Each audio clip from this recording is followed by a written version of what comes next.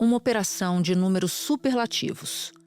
A maior da história do Brasil contra o crime organizado. A mega operação é a junção de 3 operações: Quasar, Tanque e Carbono Oculto, num esforço conjunto do Ministério Público Estadual, Ministério Público Federal e das Polícias Federal, Civil e Militar do Estado de São Paulo, além da Receita Federal, Secretaria da Fazenda Estadual, Agência Nacional do Petróleo e Procuradoria-Geral do Estado.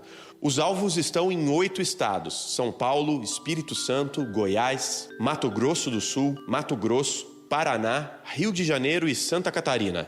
Mais de 1.400 agentes foram às ruas. O objetivo? Desarticular um esquema criminoso bilionário no setor de combustíveis. As investigações apontam que o PCC se infiltrou em várias etapas, da produção de cana-de-açúcar à adulteração das bombas nos postos, passando, claro, pela lavagem do dinheiro arrecadado. São mais de 350 alvos entre pessoas físicas e jurídicas, suspeitos de fraudes fiscais, lavagem de dinheiro, adulteração de combustíveis e crimes ambientais. Um esquema que abastecia cerca de 300 postos de gasolina. Segundo as investigações, o grupo criminoso sonegou quase 8 bilhões de reais em impostos federais, estaduais e municipais. Os investigados vão responder pelos crimes contra a ordem econômica, adulteração de combustíveis, crimes ambientais, lavagem de dinheiro, fraude fiscal e estelionato. Para movimentar o dinheiro sem ser rastreado, o grupo usava as chamadas fintechs, que são bancos digitais, além de fundos de investimento. Mais de 50 bilhões de reais de organizações criminosas podem ter transitado por instituições financeiras ligadas ao crime organizado nos últimos 4 anos.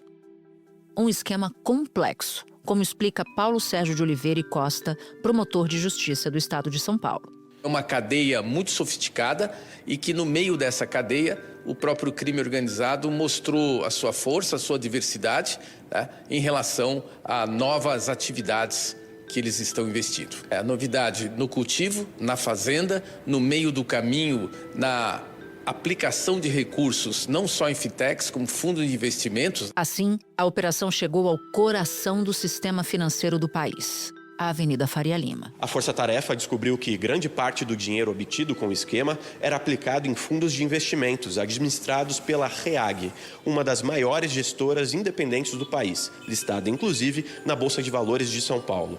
Era por meio desses fundos que o grupo comprava as empresas e blindava o patrimônio. Uma ação policial que evidenciou uma capilaridade ainda maior das organizações criminosas que operam aqui no Brasil. Há muito tempo nós estamos acompanhando um fenômeno que é a migração da criminalidade organizada, da ilegalidade para a legalidade. O crime se sofistica e o Estado tem que sofisticar a sua ação contra o crime. Contra o crime organizado, é preciso haver resposta organizada. Da redação do G1, eu sou Natuza Neri e o assunto hoje é o PCC na Faria Lima. Eu converso com César Tralli, apresentador da Globo e da Globo News. Antes, falo com Bruno Tavares, repórter da TV Globo. Sexta-feira, 29 de agosto. Bruno, você foi o primeiro jornalista a noticiar essa mega operação de quinta-feira, uma operação histórica, nunca se viu no Brasil algo dessa monta. Então eu quero te pedir para nos explicar como é que essa investigação começa e como é que a gente chega até a quinta-feira, esta quinta-feira que é quando a gente grava. Natuza, é importante a gente recuar um pouquinho no tempo. Essa investigação, na verdade, começa em 2021 com a Operação Arina da Polícia Federal, que investigava a adulteração de diesel em caminhões. É muito interessante essas investigações criminais, como elas nascem, né? Nasceu pequena para apurar esse esquema de adulteração de diesel e de sonegação fiscal. A Polícia Federal identifica um grupo criminoso, o Ministério Público de São Paulo também passa a atuar, também identifica um esquema maior de sonegação fiscal, e aí, aos poucos, começa a se revelar um grande esquema que foi completamente desvendado hoje com essa operação Carbono Oculto e também com as 2 operações deflagradas simultaneamente pela Polícia Federal, tanto em São Paulo quanto no Paraná. E a gente sabe qual foi a peça fundamental dessa investigação que começa pequenininha, vai crescendo até chegar à monta de hoje?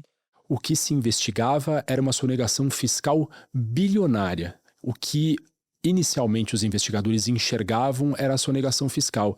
Mas aos poucos, Natuza, o que se verificou foi que esse grupo tinha controlado um ramo inteiro do setor de produção, distribuição e comercialização de combustíveis.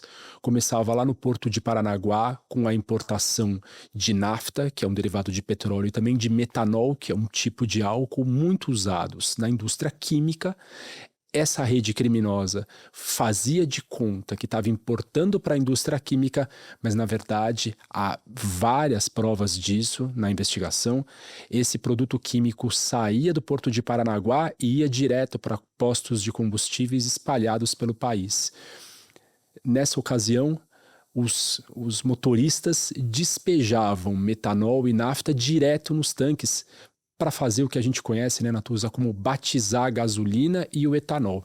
Em alguns postos fiscalizados pela Agência Nacional do Petróleo, existia uma concentração de quase 90% de metanol no etanol. Ou seja, o consumidor estava comprando um produto, levando o outro, e o mais grave, né, Natuza? Esse produto é altamente tóxico, destrói as peças do motor do nosso carro. O metanol é um solvente químico extremamente tóxico, extremamente perigoso, que tem restrição na ANP para conter apenas 0,5% em combustíveis, por exemplo, na gasolina. Não obstante, fiscalizações no estado de São Paulo apontam alguns postos com até 90% de metanol, o que é extremamente arriscado para as pessoas, para os veículos, para o meio ambiente. E por que esse setor, né, nesse esquema que passa por tudo, de sonegação à lavagem de dinheiro? Existe alguma explicação do porquê? Porque você disse o seguinte, olha, eles se apoderaram de um setor inteiro, de uma cadeia produtiva inteira, que iria desde a importação, a mistura, o batizado do combustível que nós consumidores comprávamos, até chegar ao coração do sistema financeiro. Por que o setor de combustível? Por que o setor de etanol? Existe alguma explicação para isso? O que os investigadores dizem é que é um setor com fragilidades regulatórias e também um setor muito propício para a lavagem de dinheiro, porque especialmente os postos de combustíveis, Natuza, mesmo hoje, em 2025, com toda a tecnologia, são comércios que têm a característica de operar dinheiro vivo, exatamente igual o tráfico de drogas. Então, o que os investigadores observam é que os criminosos tentavam um pouco espelhar nos postos de combustível a operação que tinham nos pontos de venda de droga. Uma coisa alimentava a outra. E essa parte é muito interessante, Natuza. Quando a gente pergunta, mas qual a relação disso com o PCC, o que os investigadores explicam é que a relação é óbvia, porque que empresário vai querer vender combustível adulterado?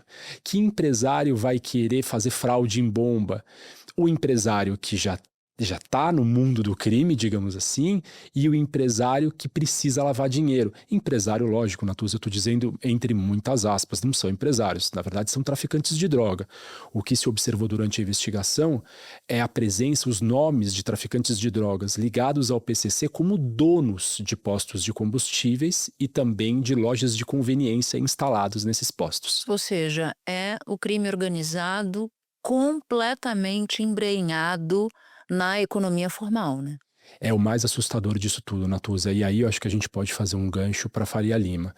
Esse sistema, esse grupo criminoso, melhor dizendo, ele criou uma rede bancária paralela. Essas são palavras da Márcia Ming, superintendente da Receita Federal aqui em São Paulo, que ao explicar a operação, o papel da Receita Federal na operação, disse que a Receita Federal, veja só a gravidade disso, ela não enxergava quem operava, quem eram os clientes de uma determinada fintech, de um determinado banco digital. Esses bancos digitais, por uma fragilidade da legislação, eles abrem contas, essas contas são chamadas de contas bolsão, em que o cliente opera o dinheiro, mas as instituições, os meios de pagamento não são obrigados a fazer uma declaração para a Receita. Eles declaram que aquele banco digital operou X milhões de reais, mas ele não é obrigado a dizer para a Receita Federal quem são os clientes dele. A Receita Federal disse que isso é gravíssimo,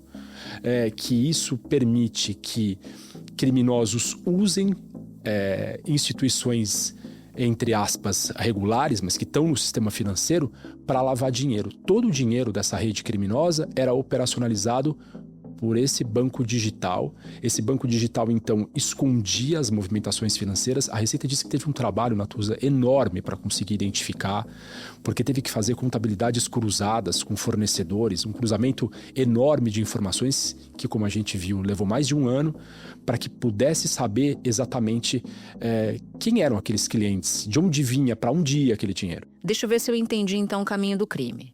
Esse metanol chegava no Porto de Paranaguá, entrava no mercado brasileiro, abastecia postos de gasolina pertencentes a representantes do PCC nesses portos. O dinheiro que se arrecadava com a venda de combustível batizado, adulterado, se incorporava ao dinheiro que se arrecadava com o tráfico de drogas. Esses dinheiros juntos, né, o que tinha origem no tráfico e o que tinha origem nos postos de combustível adulterado, eram juntados, reunidos e aplicados no sistema financeiro por meio dessas fintechs, desses bancos digitais. É isso. Perfeito, Natuza, é exatamente isso. Os bancos digitais tinham o papel de bancos, de operacionalizar a troca de valores entre fornecedores, entre empresas e pessoas. E mais do que isso, os chefes dessa organização criminosa pegavam esse dinheiro que, como você bem destacou, se misturava com tráfico de droga, com combustível adulterado e aplicavam em fundos de investimento listados na Bolsa de Valores de São Paulo. Então pode ter muito dinheiro do crime organizado nesse mercado todo regular. A Polícia Federal, o Ministério Público Estadual e a Receita Federal afirmam categoricamente que sim. Eles dizem que esse dinheiro, inclusive, eles conseguiram mapear que esse dinheiro foi para fundos de investimento regulares, fundos de investimento esses que estão listados na B3, na Bolsa de Valores de São Paulo. Esse fundo de investimento, na verdade, 40 ao todo, de diferentes perfis, eram usados para comprar empresas por meio de fundos de investimento, Natuza. Esse grupo criminoso é suspeito de ter adquirido 5 usinas de etanol na região de São José do Rio Preto. A gente lembra que há alguns anos, Natuza, o setor sucro-alcooleiro passou por uma crise grave. Muitas dessas usinas tradicionais lá do interior de São Paulo, elas pediram recuperação judicial ou ficaram em vias de pedir recuperação judicial pelo acúmulo de dívidas. Pois então, segundo os investigadores, o crime organizado se valeu dessa situação, dessa fragilidade do setor, para usar fundos de investimento lá da Faria Lima para comprar essas usinas. O grupo também aproveitou uma crise financeira e comprou pelo menos 5 indústrias. Segundo a investigação, as usinas foram compradas em nome de laranjas, mas pertencem a Mohamed Hussein Murad. Mohamed é dono de uma formuladora de combustível, de uma rede de distribuição e de postos de combustíveis, segundo a polícia. Ele é investigado há quase 10 anos por chefiar um esquema de sonegação fiscal que coloca as empresas dele entre as maiores devedoras de impostos do país. E aí sim, dominar completamente a cadeia, né, Natuza? A gente está falando do combustível ali, da gasolina batizada, do etanol produzido por eles e sonegado. Há também um esquema de sonegação na questão do etanol. E passando por uma rede de distribuição com cerca de 1.000 caminhões. Eles tinham uma rede de transporte própria que circulava pelo país, segundo os investigadores também infringindo normas de segurança e de meio ambiente, normas ambientais. Claro. Estamos falando de combustível, estamos falando de produto perigoso, tem uma série de normas, isso era desrespeitado também, e aí então chegava lá nos postos. Para terminar, Bruno, eu queria perguntar para você quem são os cabeças desse esquema. Os investigadores apontam Mohamed Hussein Murad e Roberto Augusto Leme da Silva. Explica para quem nos ouve agora quem são esses personagens. A história especialmente do Mohamed Murad, Natuza, merece um destaque, porque o Mohamed Murad apareceu lá atrás, ainda no começo dos anos 2000, porque aqui em São Paulo, naquela época, houve uma grande explosão de um posto de combustível na zona norte da capital paulista. Esse posto explodiu, as autoridades foram ver o que tinha acontecido, graças a Deus ninguém ficou ferido, mas ao verificar quem era o proprietário, se as licenças estavam em dia, verificaram, claro, que não existia licença nenhuma, que era um posto clandestino, irregular. O posto explodiu, quem era o dono? Mohamed Hussein Murad. Ele era dono de posto de combustível, mas nesse percurso de aproximadamente 15, 20 anos, ele se tornou, na visão dos investigadores, um magnata desse setor do combustível. Ele acumulou postos, ele acumulou formuladoras de combustível, que são empresas em que o combustível recebe a mistura, a concentração correta. Ele se apresenta inclusive como dono dessa transportadora, que eu disse, com mais de 1.000 veículos, e ele também, segundo os investigadores, é o personagem principal. É ele o controlador, é ele o empresário, digamos assim, sob muitas aspas. Ele é o empresário que controla esse setor junto, em parceria com esse homem que é conhecido como Beto Louco. Beto Louco. E a gente sabe alguma coisa sobre ele? É também um empresário desse setor que, de certa forma, dividiria ali com o Mohamed essa operação dessas várias empresas que, segundo os investigadores, são empresas de fachada, abertas em nome de laranjas. Há um caso, Natuza, muito curioso, de uma senhora no interior de Sergipe que, segundo as investigações, administrava quase 20 empresas desse grupo. Claro, ela não sabia que o nome dela estava sendo usado. Na investigação tem inclusive um boletim de ocorrência que ela registra lá na cidade dela, dizendo: olha, não tenho nada a ver com isso, não tenho empresa nenhuma, não sou dono de empresa nenhuma. Uma senhora muito humilde, trabalhadora, que é funcionária pública, inclusive, da prefeitura dessa cidadezinha no interior de Sergipe. E que foi usada como laranja sem saber. Usada como laranja sem absolutamente nenhum conhecimento. Bruno, muito obrigada. Parabéns pela cobertura e pelo trabalho, foi ótimo te ouvir. Prazer sempre estar aqui com você no assunto. Espera um pouquinho que eu já volto para falar com César Tralli. Tralli, eu tô impressionada com os detalhes dessa operação. Você, mais do que qualquer um, tem muita apuração a respeito.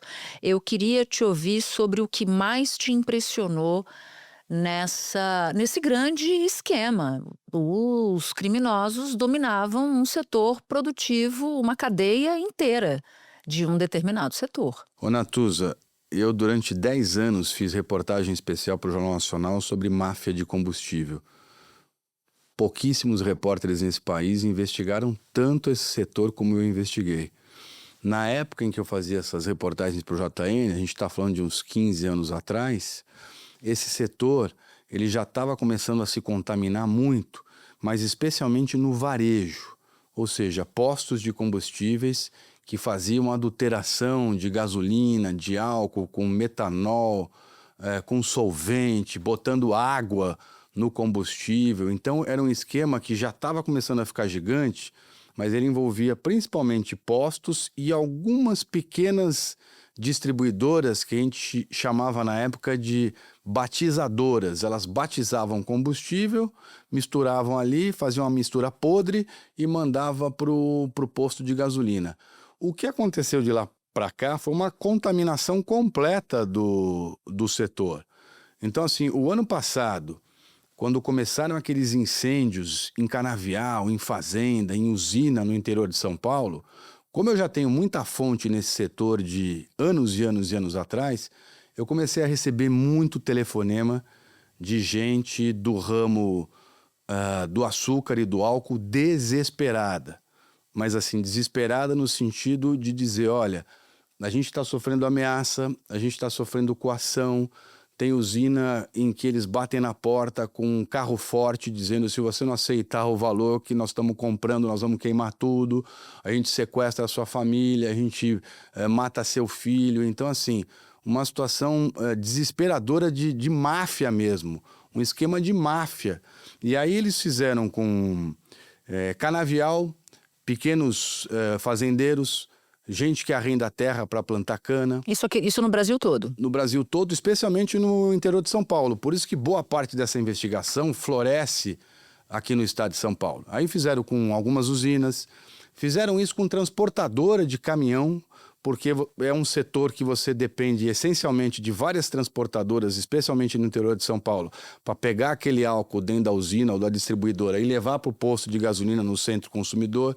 Fizeram isso com rede de posto, então eles foram contaminando a cadeia inteira, do plantio da cana até o bico da bomba do posto de combustível. Passando pela loja de conveniência. Exatamente. Que também era dos caras. E aí o que aconteceu? Várias dessas denúncias que chegaram até mim num tom de desespero, esses mesmos empresários, comerciantes, fazendeiros começaram a levar isso de maneira sigilosa para os GAECos espalhados pelo interior de São Paulo.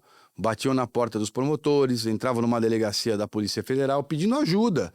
Gente, olha, e é um setor unido, eles têm cooperativas, tem muita gente muito séria nisso. São gerações, são vidas de gerações e gerações voltadas ao setor do açúcar e do álcool. E foram lá batendo, dizendo, olha, a gente não sabe o que fazer, porque o crime organizado está chegando de um jeito que eles estão querendo expulsar a gente do setor e tomar conta. E aí essas denúncias foram sendo juntadas com uma série de indícios que esses investigadores já tinham sobre esses esquemas que estavam se agigantando. E tudo bateu, Natuza. Tudo bateu.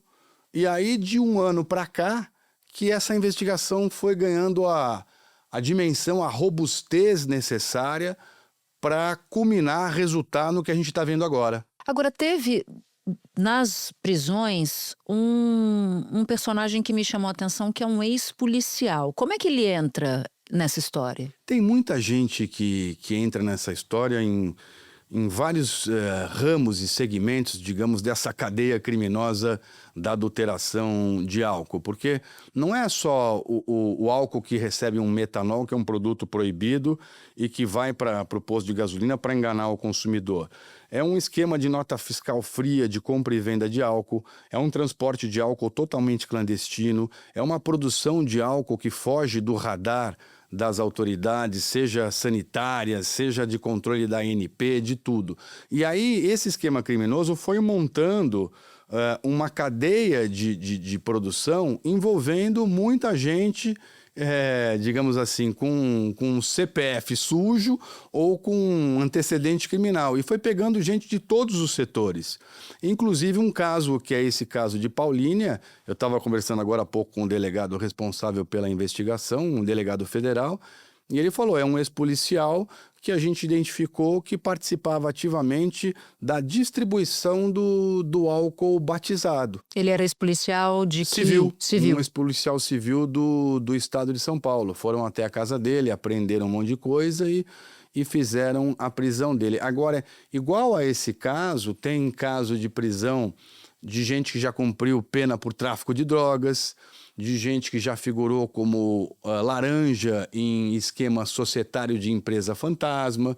Então tem de tudo, inclusive um esquema de tubarões, que é um pessoal que comprou distribuidora, que tem empresa que faz a composição química para produzir álcool combustível. Então tem de tudo nessa rede criminosa, Natuza. Eles identificaram 8 grupos criminosos que se comunicavam e alguns deles societários do PCC. É por isso que entra o PCC.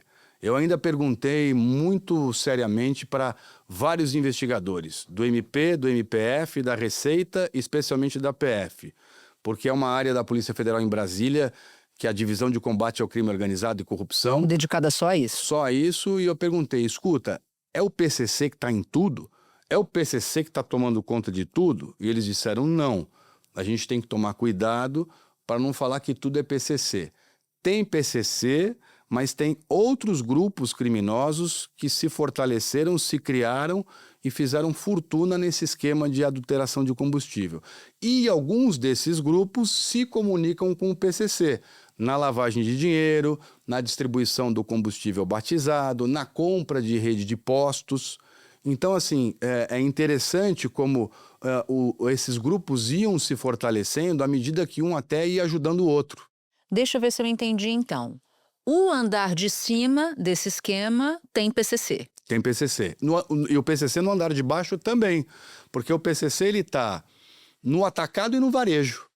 Essa imagem é uma imagem importante. Só que, Natuza, como é um esquema bilionário, porque a produção de combustível é isso, cada centavo no litro que você consegue pôr a mais ou tirar, no cômputo ao longo da venda... É uma grana. É um dinheiro absurdo. Então, assim, tem espaço para um monte de grupo criminoso atuar. E como as nossas fiscalizações são muito frágeis, esses grupos foram crescendo e se multiplicando. Então tem PCC e não tem PCC também. Eu usei a expressão andar de cima porque foi um termo usado pelo ministro da Fazenda, Fernando Haddad. Que andar de cima é esse, Tralli?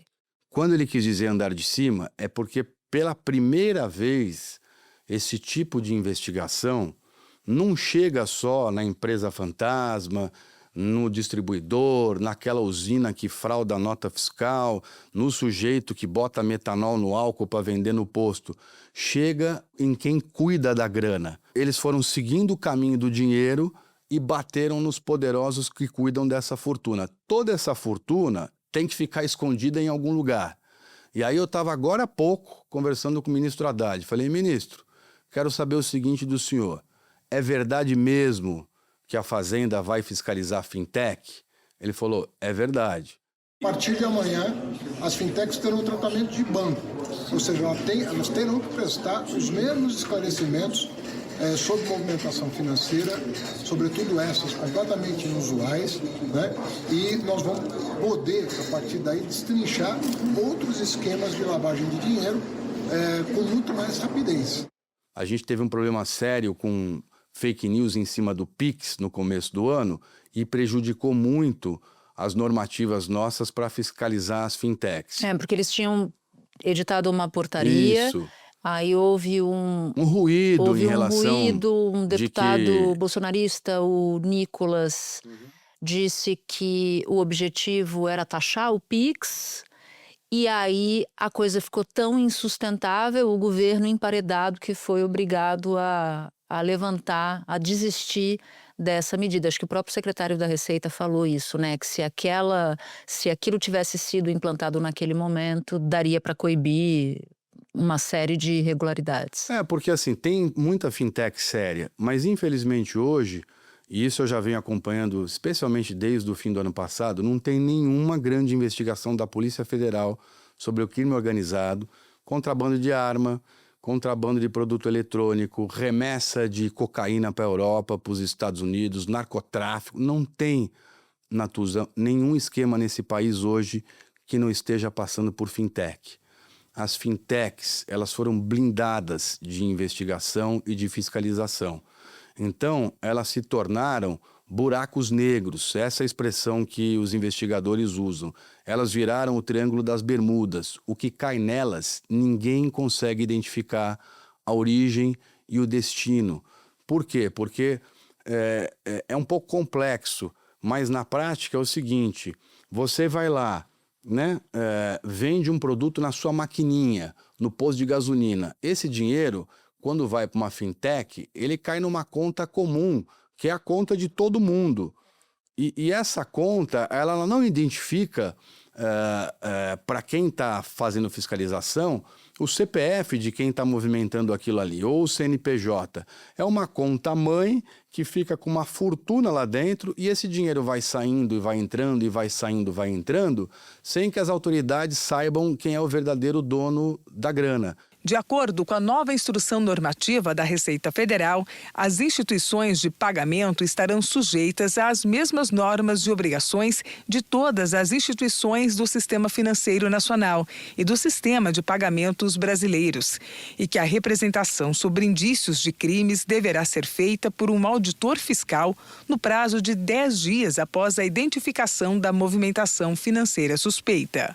Com a mudança da norma, as fintechs não poderão mais ocultar os nomes de pessoas ou empresas que fazem as transações financeiras. Segundo a Receita Federal, a regulação corrige um vácuo de 20 anos entre normas mais flexíveis para as fintechs e as regras do sistema financeiro tradicional. É como se fosse aquele aviãozinho que fica cruzando a fronteira do Paraguai com o Brasil, ou da Bolívia com o Brasil, carregado de cocaína o dia inteiro de um lado para o outro, mas ele está voando abaixo do radar. Então, o radar não pega esse avião do tráfico. E é exatamente o que está acontecendo hoje com as fintechs. Eles não conseguem identificar a origem dessa grana. Então, o que o ministro me disse é que, a partir de agora, o Banco Central e o Ministério da Fazenda, em especial, tem uma inteligência artificial, um programa de inteligência artificial, que é o que eles aplicam no sistema financeiro, nos bancos comuns, nos grandes bancos e tal, em que eles vão observando tudo que está sendo movimentado dentro daquela instituição financeira. Pô, mas peraí, acendeu uma luz aqui, por que essa conta está mandando tantos milhões para aquela outra e depois o dinheiro volta, aí vai para uma terceira, aí volta para aquela mesma, aí pulveriza para mais não sei quantas. É como se o dinheiro tivesse um identificador, exatamente, né? Um chip. Um chip. E o que ele diz é, o crime organizado vai ter que buscar outros meios para ocultar suas fortunas. Ele está muito otimista em relação a isso. Eu liguei também, telefonei agora há pouco, antes de vir para cá, para a entrevista, para 2 grandes especialistas da Polícia Federal nessa área, que são delegados que começaram a investigar as fintechs e que viraram experts nesse assunto e referência no Brasil todo. E eles concordam que se não tiver uma fiscalização em cima dessas instituições, você não vai conseguir quebrar o braço financeiro, digamos assim, desses grupos criminosos. Então, quando se fala, nós batemos o andar de cima, é porque agora eles sabem quem é que está movimentando esses fundos milionários, essas fintechs que estão na ilegalidade, que não estão cumprindo com as normas que deveriam cumprir, fugindo às regras do sistema financeiro. Então, eles vão conseguir pegar essa grana.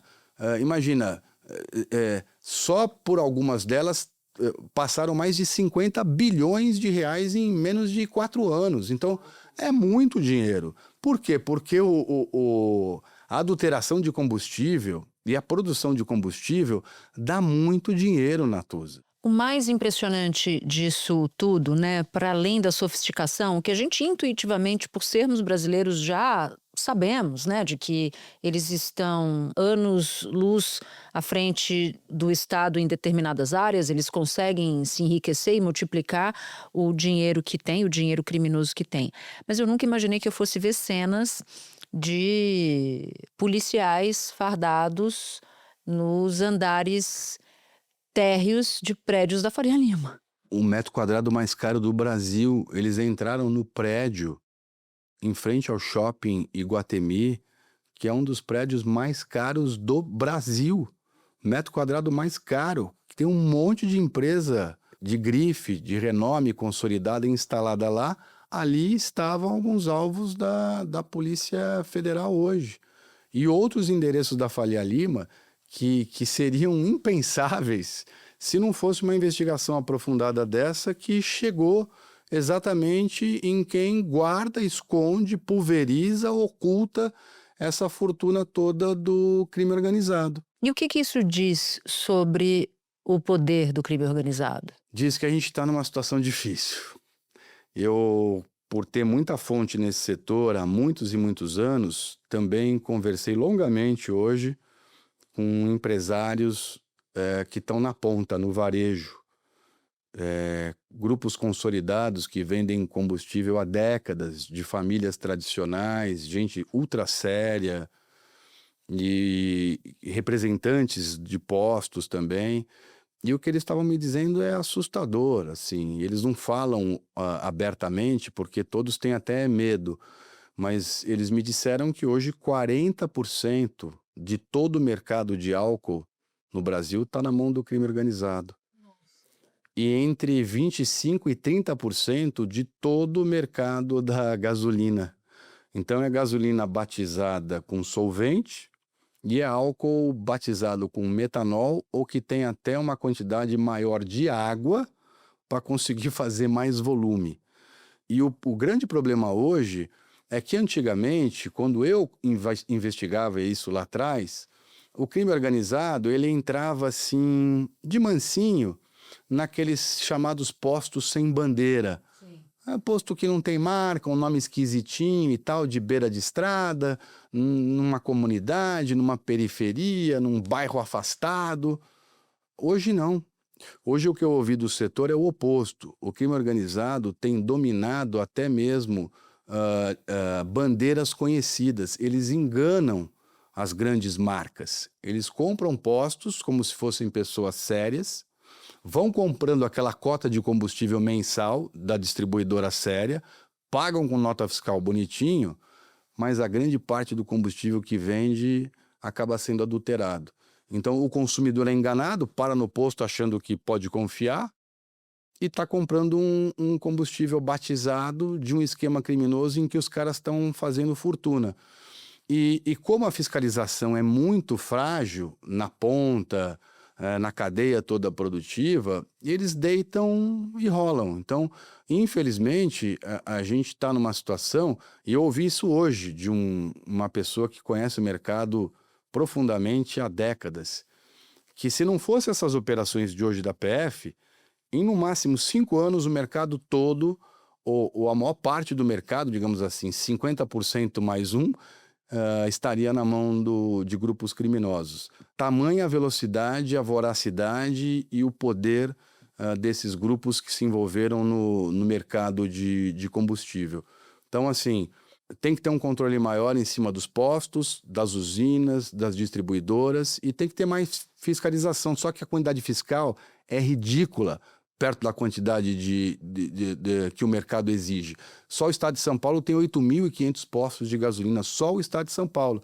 E desses, hoje, conversando com quem está dentro do setor, 2.500, a estimativa, vendem combustível adulterado. Quando você fala que a projeção das suas fontes é de que em mais alguns anos eles abocanhariam a outra parte do mercado, você está falando de São Paulo ou nacional? Nacional, Brasil. Ou seja, é o equivalente a dizer que uma organização criminosa teria o poder de parar o Brasil. Se você controla toda a cadeia de combustível, sim, se quisesse. Você para o país. Literalmente para o país. Eles fazem importação, navios com solvente, enfim, com metanol. Tem um esquema de você comprar em outros estados onde a alíquota de imposto é bem menor. E aí você falsifica as notas e você transporta para o estado onde está o seu maior mercado consumidor. E aí, de certa forma, as pessoas acabam, infelizmente, buscando o preço mais barato, mas esse preço mais barato no bico da bomba é o preço do combustível adulterado. Então, assim, as pessoas são enganadas sem saber, acreditando ali num preço mais competitivo, mas no fundo estão não só estragando o veículo delas, como também ajudando a alimentar essa cadeia criminosa que tomou conta de grande parte do mercado de combustíveis no Brasil hoje. Tralli, impressionante a extensão da sua apuração, ou seja, você fez apuração sobre o esquema em si, você apurou com os setores da cadeia produtiva assustados, você conversou com produtores rurais do ramo de açúcar e do álcool, usineiros, portanto. Você também conversou com o ministro da Fazenda, com policiais federais e nos deu aqui um bom panorama, assustador, porém, do que está acontecendo. Te agradeço imensamente. Agora vem uma próxima fase bem interessante de tudo isso, porque eles aprenderam muita coisa e eles já conseguiram identificar mais fintechs envolvidas nessa máfia dos combustíveis, mais grupos criminosos, mais empresários do crime nessa área de combustíveis. Então, esse estouro da boiada não vai parar aqui. Eu tenho convicção de que outras fases virão juntando essas informações todas. E isso só deu certo, Natuza, porque independentemente da briga política, o chão de fábrica trabalhou junto. Promotor de justiça com delegado federal, com auditor da Receita. Eles, por uma questão de confiança, de trabalho já passados, muito bem sucedidos, foram cruzando informação e foram vendo que as investigações se conversavam. E decidiram deflagrar hoje, simultaneamente, porque se não fizessem isso hoje, uma investigação ia acabar atrapalhando a outra. Não ia adiantar nada eu ter um mandado de prisão contra um sujeito aqui se o promotor de justiça fosse fazer uma ordem de busca e apreensão nesse mesmo endereço e eu deixasse para cumprir o mandado de prisão amanhã.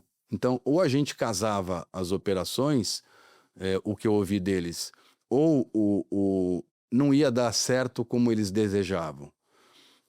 Eu ouvi hoje muita reclamação de delegados e promotores no sentido de que pena que a política sempre acaba estragando, porque eles imaginavam que haveria uma única entrevista coletiva. Uma única comunicação. Uma única comunicação. Todo mundo ia sentar junto, do procurador de Justiça de São Paulo ao ministro da Fazenda em Brasília. Mas não, foram 2 coletivas simultâneas, uma em São Paulo, com secretário de Segurança Pública, promotores do GAECO, procurador de Justiça, e uma em Brasília, com ministro da Justiça, ministro da Fazenda, secretário da Fazenda, enfim, da Receita Federal. E quem faz a investigação diz que isso não é legal. Claro que não. Que mais atrapalha do que ajuda. Então, num momento como esse, de combate ao crime organizado, tinha que deixar 2026 de lado e pensar na necessidade de salvar o país desse tipo de máfia. É isso aí. César Tralli, muito obrigada por ter topado compartilhar com a gente tanta informação. Conte comigo sempre. Obrigadão. Se você ouviu o episódio até aqui, eu vou te fazer um convite. Baixar o aplicativo do G1 no seu celular. Por lá, você pode ouvir o assunto, claro, e pode também acompanhar todas as notícias do dia em tempo real e de graça. Este foi o Assunto, podcast diário disponível no G1, no YouTube ou na sua plataforma de áudio preferida. Comigo na equipe do Assunto estão Mônica Mariotti, Amanda Polato, Sara Rezende, Luiz Felipe Silva, Thiago Kazuroski e Carlos Catelan. Eu sou Natuzaneri, fico por aqui. Até o próximo assunto.